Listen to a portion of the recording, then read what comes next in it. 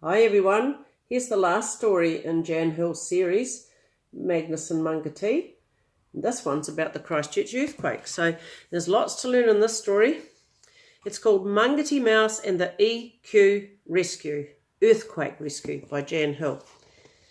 And Maungati is saying the roads are a parlous state, the mayor has said, but we can't wait. Wonder what parlous means. I think it might meant to be reading perilous. So perhaps you could look that up if you've got a dictionary. So it starts through here, says Maungati. So in the very start of the story, Mrs. Hill, Jan Hill, has written something there, and she's dedicated the story to somebody in Christchurch who lost her little cat in the earthquakes, but found her. So I'll read that to you. To Keziah from Christchurch, who, aged just 9, came into church by herself and lit candles for all those who were sad. And to Jingles, her cat, whom she found hiding under a bush after the earthquake, which hit on 12:51 p.m. on the 22nd of the 2nd, 2011. And I remember that very well because I was at school, and not at Christian school, but at Sacred Heart, another school in Timaru. So I was on duty at that time, and the ground started to shake, and I was out had actually been in the classroom checking on the children, and the ground started to shake, and I had teachers shouting at me and waving to me to get inside I wasn't sure because I couldn't hear, the noise was so loud. And then I realised that the earth was shaking, so I thought I had better check on these children.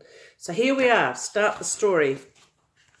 This is the very beginning one, so you can see the pictures show you that it's all upside down and roundabout. Pretty cool. So here we go. When the earth heaved up and the building shook. The picture goes like this. Maungati Mouse said, "Kids, just look. The city's in need of a helping hand. Let's form a mouse army, a volunteer band." So there's I've shown you that picture before. And here's the picture of the next page where they're getting ready to go. We'll summon our friends with their spades and with barrows. We'll load up our trailer with carrots and marrows. We'll take all our loved ones, fresh water and cheese. Mice to the rescue like busy wee bees. When their group reached the outskirts, it all looked just fine, but nearer the centre they came to a line where the earth had cracked open and pushed up its sand, where the buildings were damaged and entry was banned. I wonder how the mice are going to get over there.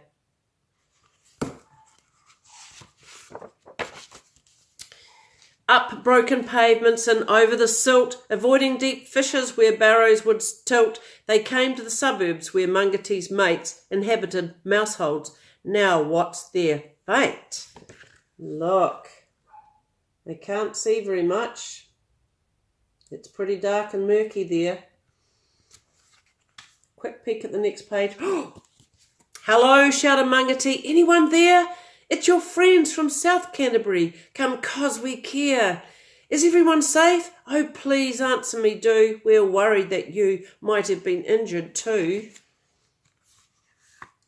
So Maungati and his family come from South Canterbury, and Christchurch, where the earthquake was, well, 2 earthquakes and lots more as well, but the 2 big ones, is in Canterbury, the main part.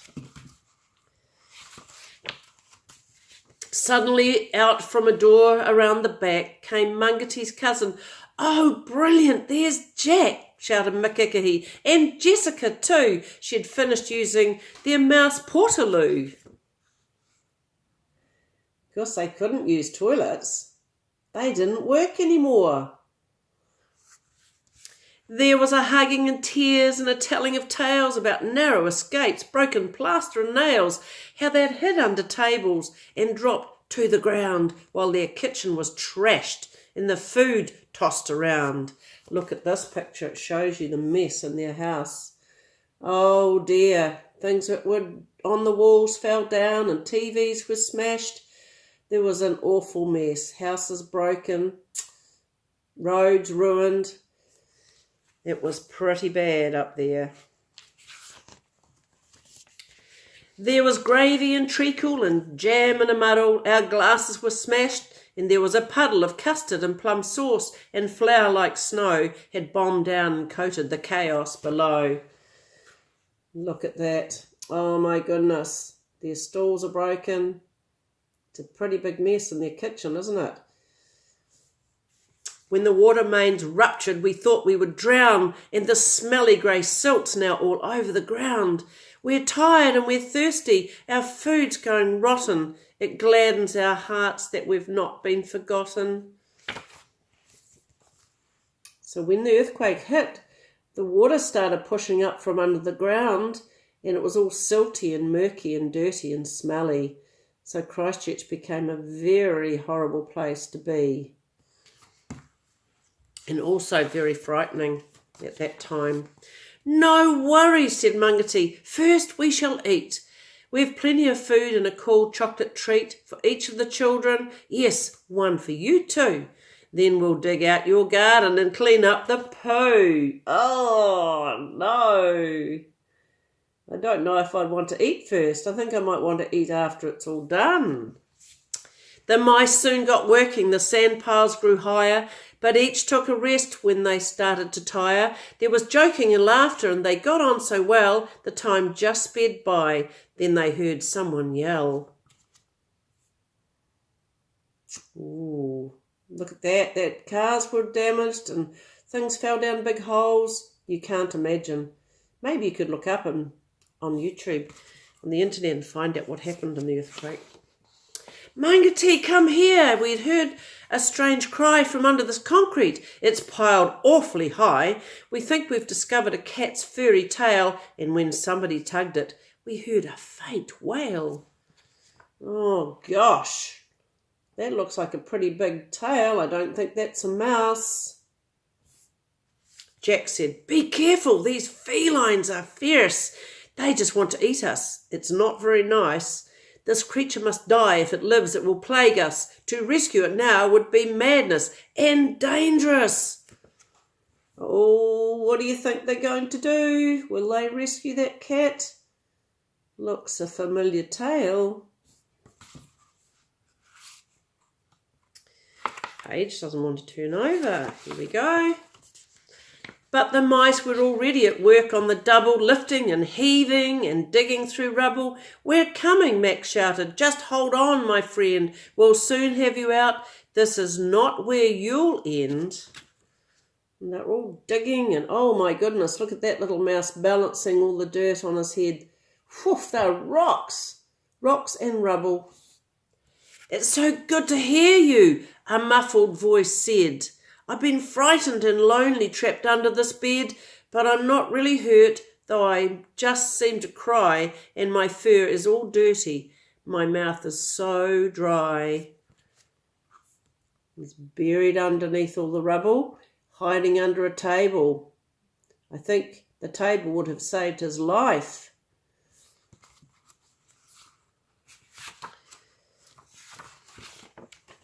They pulled and they heaved, shifting bricks to one side, making an opening both airy and wide. Their mission was risky, but they were prepared, and they worked with a will just as fast as they dared. What would happen if they worked too fast and they didn't watch out for what they were doing? I think I know. At last there was a movement, a bit of a struggle. And then a dark monster emerged from the rubble. His ears were in tatters, his feet had chipped claws, and the only thing white were the teeth in his jaws. Pretty sad-looking cat. There's a clue in that picture of who he is. I wonder if you can tell. This book hasn't been read as much as the others, so the pages don't turn quite as fast. He shook himself weakly while dust filled the air, and stripes were now seen in his mangy old hair. In his nose gleamed a nose ring. They'd seen it before. Could this be old Magnus now licking his paw? Magnus, said Maungati, can it be you, our cat with a nose ring? Please say it's true. Oh, Maungati's happy to see him. That's amazing, isn't it? Fancy him being up in Christchurch as well. Yes, it's me, said the cat. I'd come out for a ride and the road started rocking, so I ran inside. He must have been visiting in Christchurch, I think. It was not a good move, as it turned out, I know. The ceiling caved in with it and with me just below. Yes, I'm Magnus the cat with a ring in my nose, and I'm fearsome and tough from my head to my toes. Oh, we know he's not that tough, don't we? He looks pretty scared there. You think he's thankful? Hope so. Mice, give me a hug. I'm so pleased to see you. I'm feeling quite shaky. It's friends you need near you at times like these, and he gave a deep sigh while huge tears trickled down as he started to cry. You're safe now, dear Magnus. Just come home with us. You can ride on our barrow and then in the bus. But first have a drink and some biscuits and cheese and get some new strength in your wobbly old knees. They're very kind, aren't they? There's Feely giving him some food. I'm sure he'll feel better after that. Mice, it's time to pack up. We've done all we can. You did wonders to dig out their half-buried van. Say your goodbyes. Now where's Cousin Jack? We'll have to tell him we're about to head back. Who wants to come with us and have a wee break away from the city where the ground doesn't shake? Pack up your sleeping bags, gather some clothes, and camp in our garden where fresh, sweet air blows. Because remember, they live in the country, don't they?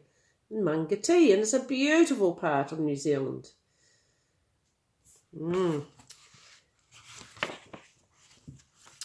As the bus travelled southwards, they stopped for some chips and they fed the cat fish. He was licking his lips when at last they reached home, feeling grubby but glad that they'd rescued old Magnus. He wasn't so bad.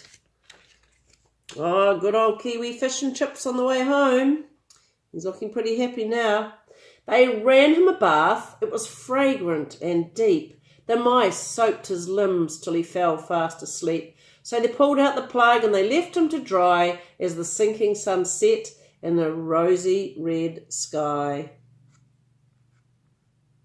I wonder if you know what sort of tree that is. It's drawn black, but it's really got brown trunk and green leaves. There's lots and lots of them at Maungati. And they are native to New Zealand and they're protected. We're not meant to chop them down. They set up their tents in an orchard of trees, and then the mice gathered and dropped to their knees, thanking God they were safe and that Magnus was found, trusting sweet dreams would be sweet and their sleep would be sound. There we are.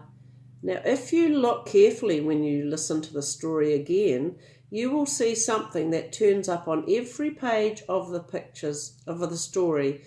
In each picture, you will find him. There's the last bit. Off in the sunset, beautiful sunset at Maungati. I hope you've enjoyed that story. That's the last one that Jan Hill has written that I know of, but that's the last one in the Magnus story. But in the end, it says here, Hi, I'm Barney the famous Start again. Hi, I'm Barney the famous, and again, the famous cathedral pigeon. I was trapped in the rubble of the cathedral for 5 days. 5 days! I thought I would never get out alive. Then the rescuers found me. How glad I was. I was so cold and weak. They even took me to a shelter where I was given water and food. When I was stronger, they set me free. Now here's a clue. How many pages did you see me on? Oh, I've given you the answer. Enjoy. I hope you have a wonderful day and keep being kind to everybody. Bye.